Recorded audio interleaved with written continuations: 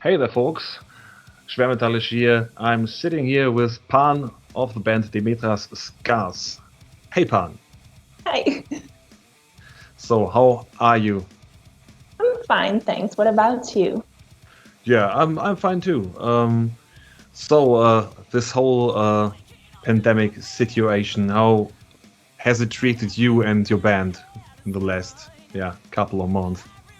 Well, it was mm, difficult, but it gave us the motivation to go forward. We were lucky enough to have the opportunity to continue doing what we were doing, doing our video for myself screaming and all those stuff. And I think we were very lucky. So it was difficult, but it found us very strongly motivated to go on. Yeah, it's as if the whole world has come to a stop, and everyone has been given the same chances for a little while. Yeah. So I see that musicians are writing like crazy, and some are recording. I think I got a friend who did, I think, 3 full-length outputs to date, just in the pandemic alone, and that is really ridiculously crazy. Yeah. So so you've been around with your band for like 6 years now. Well, yeah, I'm new to the band. I mean, I'm the new singer because before me there was another girl. I joined in the band since 2019, I guess. Ah, okay. The end of 2019.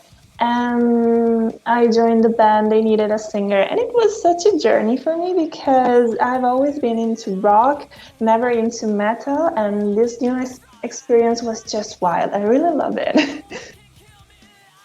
So that is some information that has been lacking when it comes to the electronic press kit.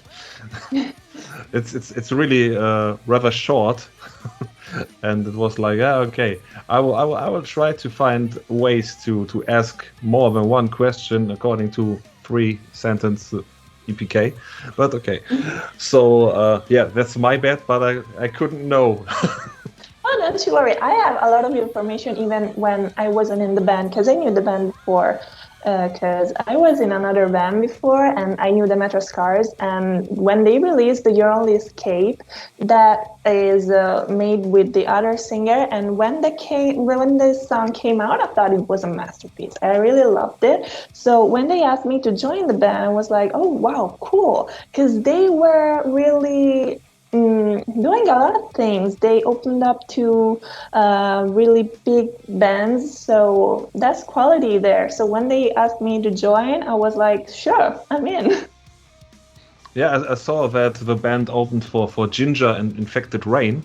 So Ginger especially is a really big now. So It is. that is really cool. So when it comes to playing rock and metal, how do you feel as a musician when it comes to playing in your country? Well, it is strange. In Italy, metal is not one of the strongest genre going on.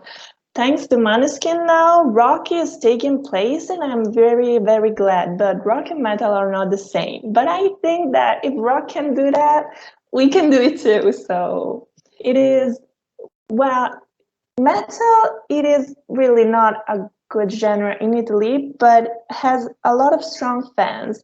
So there are a lot of festivals, even if it's not one of the strongest genre, especially in the north. In south, I've never really seen a metal festival. Yeah, that's about what I heard of several Italian musicians that in Italy, as a metalhead, it's really it's not happening as much as in for example Germany. Germany is really full of metal bands, and there's always gigs around.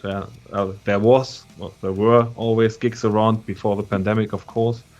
but yeah, we're vaccinated about, I don't know, 50% of the people, and concerts are happening again in small proportions. So yeah, just come over. We're always glad to have metal bands here from all around the world. So that is, Germany is very thankful for people coming over and playing music.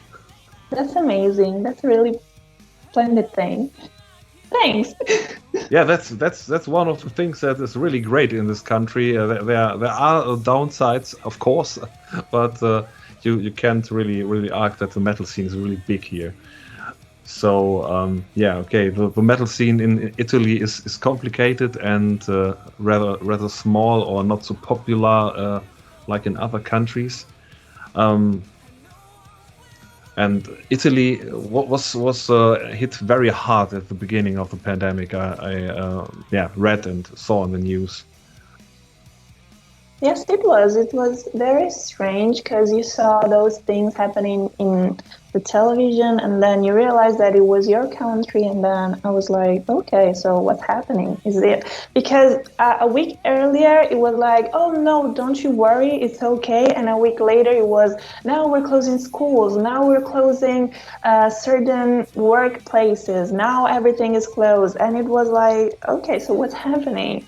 And really seeing the world watching us as one of the most damaged country from this pandemic was really hard. It was really surreal. I really couldn't really believe it, because it was strange. Like, it was heavy at the beginning because you didn't really know what was going on. Like, is this even real? Like, because you were in the house, so if you were lucky enough to be safe and healthy, be in your house, and then you couldn't really realize what was going on in the hospitals and people and everything. But those images in the television were just like on a horror movie, so it hit it hard, sorry, but now everything is just like people forgot about it. Now, Yeah. and it's sad because there were so many lost, and it's like those people were forgotten because people are acting like this pandemic was not really hard when it was. So I don't know. So coming to the music, back to the music, back to topics that have to do with the band. What are the topics you sing about? Well, in this first album EP, we sung about a little bit of mental health, but most of it was about regret, was about doing mistakes and taking all your consequences. Like when you do a mistake, it's like you're done, you're cancelled. And so in this specific EP, we're like exploring what it's like to be in the shoes of someone that did a bad mistake, like betrayed someone or did something bad. I mean, something that is not really something that we all can do, and you know, that is betrayal, or you really hurt a friend, or even bigger things. And being in the shoes of a person that really that did that mistakes, realized it, and feels so sucked in mud, like I have no value anymore for you because I did a mistake. So that's what the album is about. But most of all, I treat about mental health and how people think, I guess. So it's rather personal and internal, more like yeah, the struggles inside of you and inside of your bandmates or people in general, instead of singing about dragons. Yeah, I think that you can sing about what's inside of you, also singing about dragons, you know? Because I'm really metaphoric person. Like, you can, like, a dragon can represent something else. So I'm that kind of person. I could talk about mental health singing about a dragon. Yeah. I'm that person. Okay, so in this 6 years, well, you're in the band there for 2 years.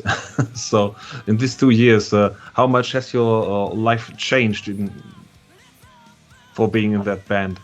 It has changed a lot because now I have three mates, and I can count on them. Like it's really something new. It's like having another family, and you have issues. Sometimes everything is fine, sometimes it's not.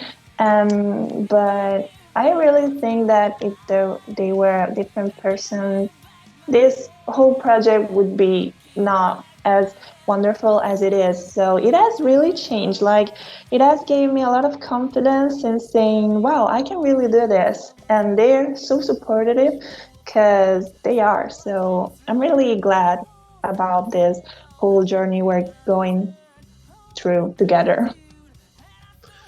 And, so how is it with the guys in the rehearsal room? Well, we get distracted a lot, but we do a lot of improvisations and we have a lot of fun actually. We really do the songs that we already have, try to do new songs, and at the moment we're focusing on doing new stuff. So everything when we go in the rehearsal room is improvised. The guitarist comes with an idea and then we follow him, and it's fun. Yeah, someone always has to start. Usually Yeah. it's the bass man or the drummer. So who did the cover artwork for the EP? That looks nice. It was I have her name on my phone, and her name is Carol, and she did a really amazing job. I'm thinking about her surname, but now my really bad memory is failing me. But her name is Carol. It happens. It's summer. I don't know how hot it is where you are, but it's really uncomfortable here. Oh no. Yeah, it's like warm and humid at the same time. It's blah. Yeah, I guess it's uncomfortable. Well, it is uncomfortable also here, so yeah, it is. Yeah, but I think the air is different in Italy. It depends on the region, I guess, because in the north where we live, it's humid because we don't live in a place where there's the sea. So you get really humid and hot, and it feels like you're closed into the place where you live. Well, when you are near to the sea, there's hot, but it's more, I think, livable because you don't have that humidity because there's the sea that does something. Yeah, we should all live near the beach. Yeah, I think so. It's really great. Yeah. Um, yeah, what comes next for DEMETRA'S SCARS? Well, we want to tour. I mean, for what is possible, we want to take our songs and make people to hear it. We want to speak to people and create new music. That's what is going on with us right now. So, who is responsible in the band for the lyrics? Is it you? Yeah, I write the lyrics and the other bandmates do the music. So, where do you draw inspiration from for the lyrics? Is it Well, always just internal struggles and stuff like that, or also books and movies? Well, I do take a lot from movies, but this specific EP is very personal. I took a specific moment of my life and brought it into music. Like I did it for really gave shape to my thoughts because, and I'm very glad I did that because the topics I reached it when I wrote those lyrics are now very important, I guess. Also with this culture and all those stuff. When I was recording it, I thought it was cringe to put all of that stuff that was mine into metal songs. But now that I look at it, I'm glad I did it because it can be helpful. People really reach to me and say, I really felt understood by those lyrics. So yeah, but there were times where I wrote about movies and stuff because I'm a crybaby. I cry all over and I get so emotional. So it happened that I can write a song about Titanic, for example. So yeah, I can take inspiration from everywhere. Why not? I really think they both would have had enough place on that door. Yeah, I think that too. It was so sad. See Leo drowning like that. I need to cry right now. but it also was kind of dumb of both. It was like, yeah, okay, I'm a half unconscious, and he's like, yeah, but I'm dying for you because there's not enough place for me, and he's like 60 kilos. There's enough place for both of them, and maybe 2 dogs. Well, they thought about it. Maybe not. Maybe it was too freezing to really think about it. We need to consider that. Maybe he was too weak to get on the door because he already was so long in the cold water. Yeah, maybe. It was so sad, but maybe Titanic was not the movie we knew if Leo was alive right now. So, well, it is alive in the real life, but in the movie, maybe it was not so remarkable if it just survived. Yeah, or just everyone survived, even the boat. Yeah. It was like, that's an iceberg, and no matter. Just yeah. Alternate reality Titanic movie. So yeah, if you could choose with which bands you would like to tour, what bands would that be? If I could choose, I would choose Avenged Sevenfold. That's my dream. That would be quite a jump for your career, I think, because they are really big. You told me to what band I would like to, and I dream big, so I say Avenged Sevenfold. That would be cool. I think I had one interview where the musician said it was a bit far out there. And it was like he wanted to tour with a band like Napalm Death or something like that, because he said, okay, we are doing thrash, they are doing death metal, and maybe we can steal their fans. Oh no, I don't want to steal anybody's fans. I just that is clever. That is really clever. It's clever to steal fans. That is evil. I know that metal is evil, but I don't want to be that evil. Yeah, but it's not like they stop listening to Napalm Death because they start listening to DEMETRA'S SCARS. They just listen to both bands then, so you just stole a fraction of them. That makes sense. Okay, now I can think about it. Yeah. Or if you really reach a few fans that say, no, I don't want to listen to death metal anymore because I realized it's too tough for me, and now I'm only listening to DEMETRA'S SCARS for the rest of my life. Wow, that could be cool. It can happen, but it would be sad also, I think. Please listen to everything you want. Yeah, but death metal bands don't cry. True. So it's not sad. You do what you want to do. I don't care. So if they get sad, they get mad, and they write evil songs, and maybe that is something good in their respect. So I don't know. Yeah. So I'm actually out of questions. So I have to thank you for taking your time, and I'm glad we made it. Yeah, I'm glad too. And I wish you a nice evening. You too. Stay indoors. It's ugly out there. Yeah, I'll take care of myself. Take care of yourself too. Yeah. Stay safe and healthy, of course. Okay. Thank you so much. Have a nice day. Okay, have a nice day. Bye bye. Bye.